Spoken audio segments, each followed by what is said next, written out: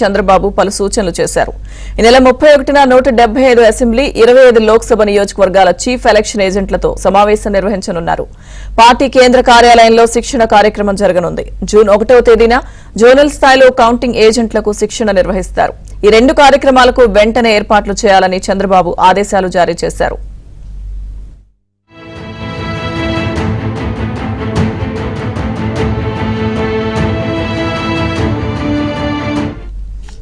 Postal బ్యాలెట్ల విషయంలో అప్రమత్తంగా ఉండాలని చంద్రబాబు ఆదేశించారు. పోస్టల్ బ్యాలెట్లపై వైసీపీ చేస్తున్న రాద్ధాంతం పట్ల జాగ్రత్తగా ఉండాలన్నారు.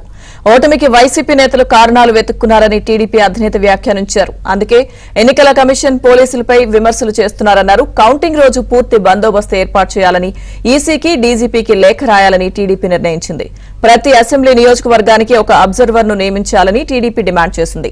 ఇక 175 నియోజకవర్గాలకు 120 మంది మాత్రమే పరిశీలకులను నియమించడం పట్ల టీడీపీ అభ్యంతరం వ్యక్తం చేసింది. ఇక వెంటనే అన్ని నియోజకవర్గాలకు పరిశీలకులను నియమించాలని కోరుతూ లేఖ రాయాలని టీడీపీ నిర్ణయించింది. రేపు సాయంత్రం చంద్రబాబు అమరావతికి వెళ్లనున్నారు. ఇదే అంశానికి సంబంధించిన పూర్తి అప్డేట్స్ మా ఏపీ బ్యూరో చీఫ్ రామారావు అడిగి తెలుసుకుందాం. రామారావు. లక్ష్మీధర్గా తెలుగుదేశం కీలక నేతలతో ఆ పార్టీ అధినేత చంద్రబాబు నాయుడు టెలికాన్ఫరెన్స్ నిర్వహించారు. పోలింగ్ అనంతరం ఆయన ఆరోగ్య చికిత్సల కోసం విదేశాలకు వెళ్లి ఈ రోజు ఉదయం వచ్చారు.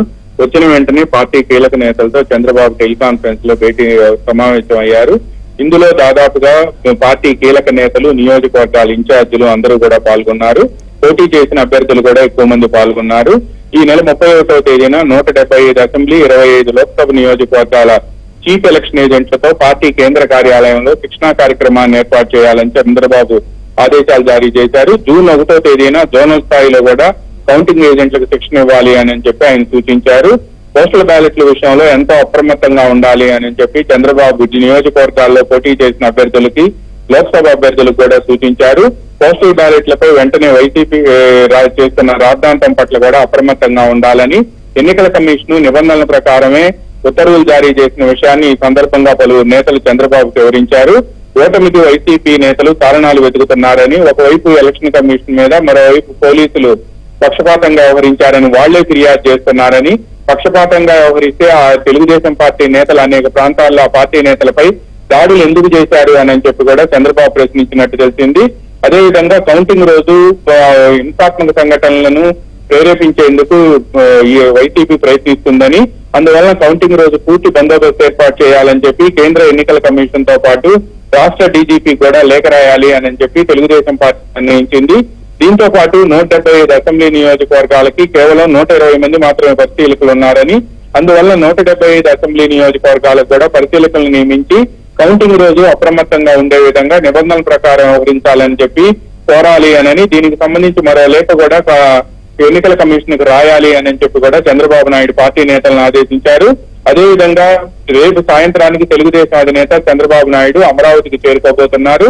దీంతో పాటు పోలింగ్ జరిగిన రోజు సాయంత్రం ఏ బూత్ లో ఎన్ని ఓట్లు పోలైందో కూడా 17C ఫామ్ ని అందరూ తీసుకున్నారని, ఇంకా ఎక్కడైతే తీసుకోలేదో ఆ ఫామ్ ను కూడా వెంటనే సేకరించాలి అని చెప్పి కూడా చంద్రబాబు నాయుడు ఆదేశించారు. కౌంటింగ్ రోజు ఈ ఫామ్ చాలా కీలకమని, ఈ ఫామ్ ప్రకారం ఆ రోజు ఈవీఎం లో ఎన్ని ఓట్లు పోలైంది బూతుల ప్రకారం తమకు స్పష్టంగా తెలిసే అవకాశం ఉందని, ఏ బూత్ లో ఎన్ని ఓట్లు వచ్చాయనేది కూడా మనకి డేటా సేకరించి పెట్టుకోవాలి అనేది కూడా చంద్రబాబు నాయుడు పార్టీ నేతలను ఆదేశించారు.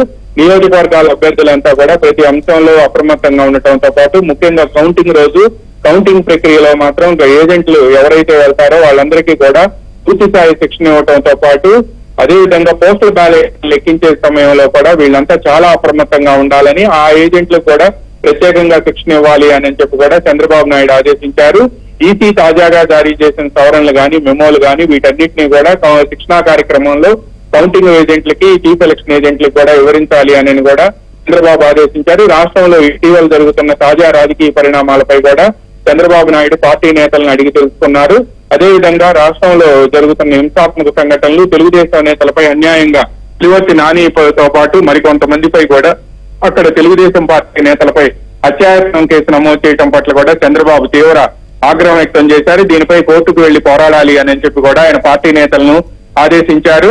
అదేవిధంగా ఎవరైతే పోలింగ్ రోజు వైసీపీ నిర్వహించిన హింసాత్మక కాండలో గాయపడి వివిధ ఆసుపత్రుల్లో చికిత్స పొందుతున్నారో వాళ్ళని కూడా పరామర్శించి వాళ్ళ యోగక్షేమాలు అడిగి తెలుసుకోవాలని కూడా చంద్రబాబు నాయుడు పార్టీ నేతలను ఆదేశించారు. లక్ష్మీ దుర్గా. Thank you Ramarao.